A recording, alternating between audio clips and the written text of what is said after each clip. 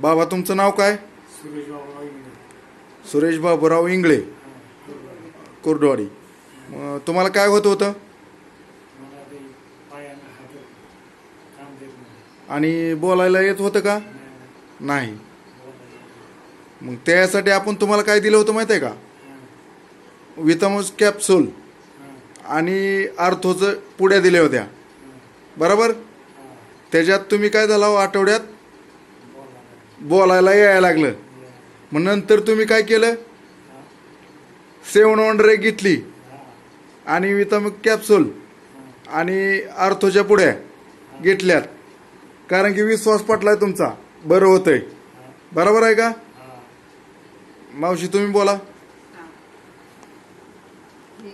ह्यांना काय काय होत होतं? त्यांना चालायला येत नव्हतं, बोलायला येत नव्हतं, हातपाय हालत नव्हते, जागेवरून उठत नव्हते, एकट्याला उठायला येत नव्हतं.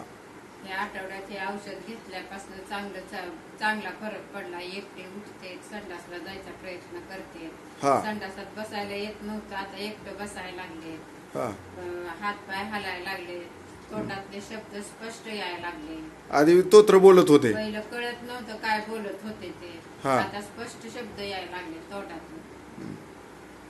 म्हणजे क्लिअर बोलतात आता चांगलं क्लिअर बोलायला लागले हे औषध घेतल्यापासून. हे औषध घेतल्यापासून.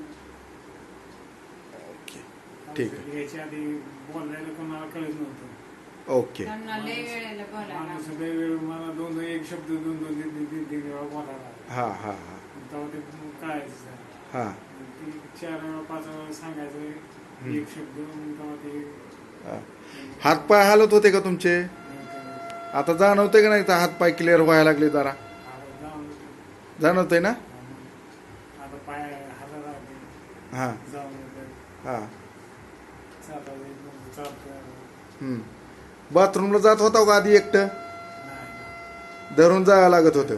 आता तुम्ही स्वतः प्रयत्न करता जायला, बरोबर आहे? आणि 8-15 दिवसानं तुम्ही क्लिअर जाणार स्वतः वैयक्तिक. दुसरं सांगण्यात काय आपल्याला यावं इच्छा येणार, होणार.